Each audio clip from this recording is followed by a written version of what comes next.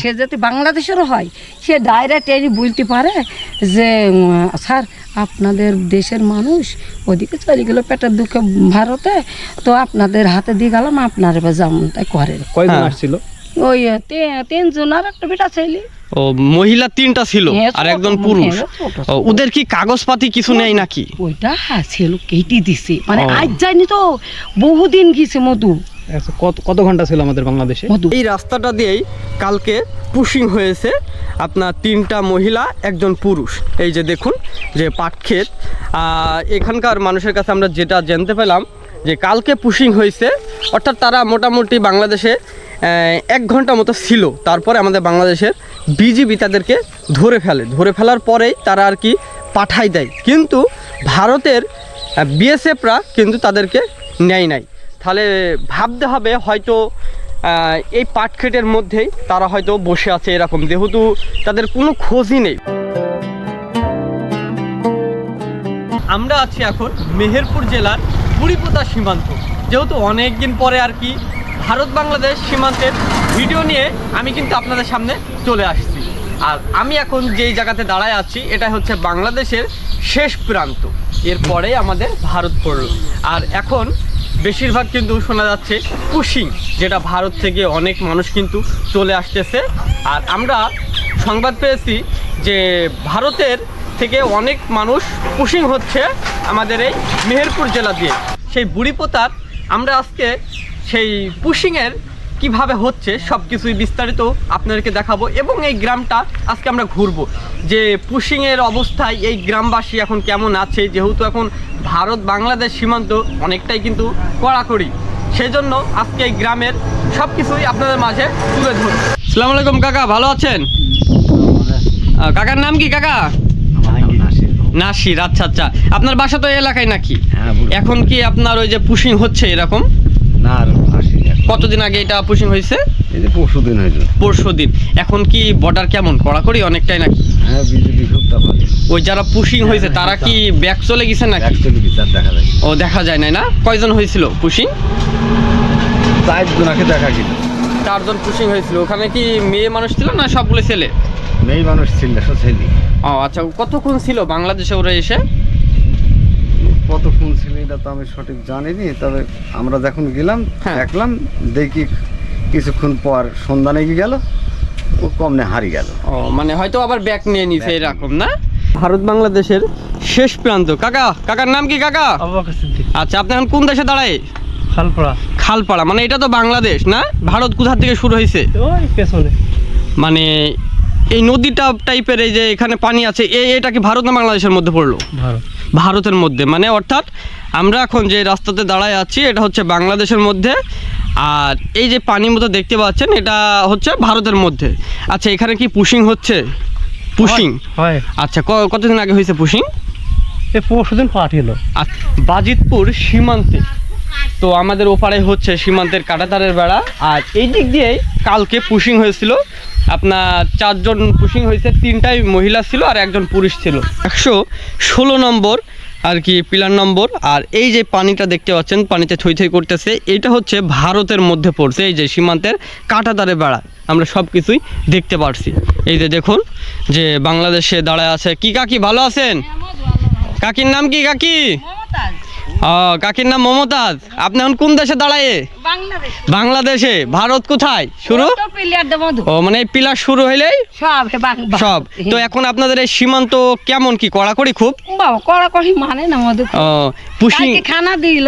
আচ্ছা আচ্ছা, দিয়ে এবার পুলিশ ভয়ে আসতে পারেনি কো, এই যে লোক নামি দিল, আসতে বেরোলো না কো, আর আসতেও না ভয়, আমাদের এই পুলিশকে ভয় করছি মায়ের। আচ্ছা, এবার তাদের তো অপরাধী, এবার তার দেশের মানুষ তাকে ধরে।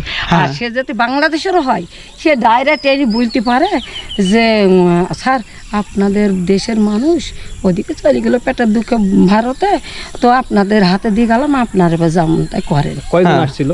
ওই 3 জন আর একটা বেটা ছেলে। ও মহিলা 3টা ছিল আর একজন পুরুষ। ওদের কি কাগজপাতি কিছু নেই নাকি? ওইটা ছিল কেটে দিছে, মানে আজ যায়নি তো বহুদিন গেছে মধু। কত ঘন্টা ছিল আমাদের বাংলাদেশে? মধু এই অদূরে গেল, এখানে শান বাদাই নেই, ছাদ গড়াটা বসার জায়গা, ওখানটাতে গেল। গিয়ার পরে দিয়ে এবার ওই আমাদের ওই বিটার ঘরে নিয়ে এলো, ওরা তো জানে না, বিটারও জানে না, আচ্ছা আচ্ছা। দিন আলো আটকে দিত। ও কতক্ষণ বাংলাদেশে ছিল তারা? অল্প ছিল, অল্প। ওই শুধু আশাটা। ও আচ্ছা, আশাটা তারপরে তাছাড়া না। ধরে ফেলছে আমাদের বাংলাদেশের বিজিবি, হ্যাঁ, দিয়ে তারপরে সঙ্গে সঙ্গে পাঠাই দিছে। পাঠে দিতে দিয়ে ওরাও ধরো নিল্লা।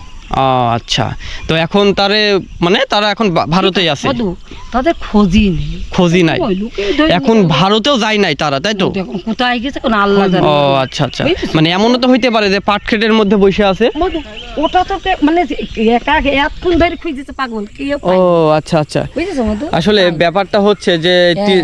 চারজন আর কি মানে পুশিং হয়েছিল, তারা ভারতেও যায় নাই, হ্যাঁ। বাংলাদেশেও আল্লাহ ছাড়া তো বিজিবিরা পাঠাই দিছে। পাঠাই দেওয়ার পরে যে আমাদের সামনে যে পাটক্ষেত দেখতে পাচ্ছেন, এই এমনও হতে পারে যে পাটক্ষেতের মধ্যেই তারা বসে আছে, যেহেতু ভারতের বিএসএফরা তারা কিন্তু ফেরত নেয় নাই, এমনও হতে পারে যে আশেপাশে তারা এরকম করে বসে আছে। তাহলে ভাবুন যে এখনকার এই ভারত বাংলাদেশ সীমান্ত এতটা পরিমাণ কড়াকড়ি, আর প্রতিনিয়তই কিন্তু এই আমাদের মেহেরপুর সীমান্ত দিয়ে পুশিং হচ্ছে। তাহলে ভাবুন, রাস্তাটা দেখতে পাচ্ছেন, তার এক পাশে হচ্ছে ভারত এবং এ পাশে হচ্ছে বাংলাদেশ।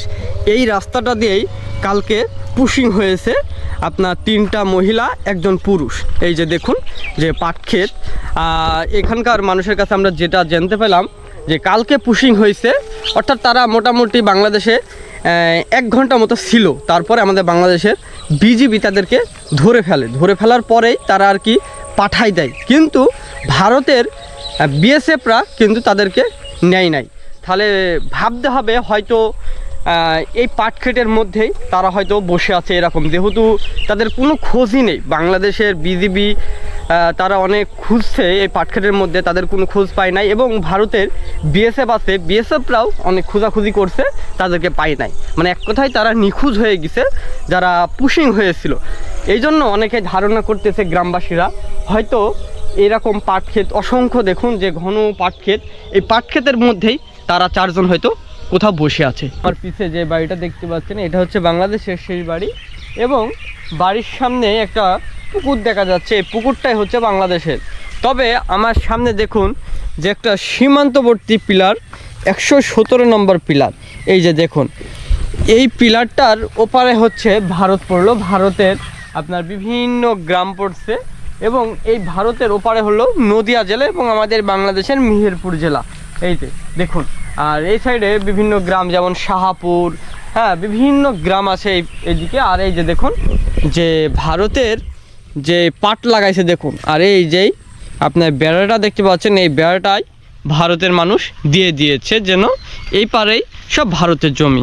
এই যে দেখুন, আর এদিক দিয়ে হচ্ছে আপনার প্রতিনিয়ত কিন্তু এদিক দিয়ে পুশিং হচ্ছে, যেহেতু আমাদের ওই সাইডে বাংলাদেশের বিজিবিরা বসে আছে, যেহেতু তারা কড়া একটা নিরাপত্তা দিচ্ছে। যেহেতু এর আগে কখনো এরকম ভারত বাংলাদেশ সীমান্তর পুশিংয়ের এরকম কখনোই ঘটে নাই। আপনাদেরকে আমি অনেক ভারত বাংলাদেশ সীমান্তের ভিডিও দেখাইছি, কিন্তু কখনোই এইরকম ভিতরে সিস্টেম হয় নাই যে পুশিং করে ভারত থেকে পাঠাই দেবে লোক।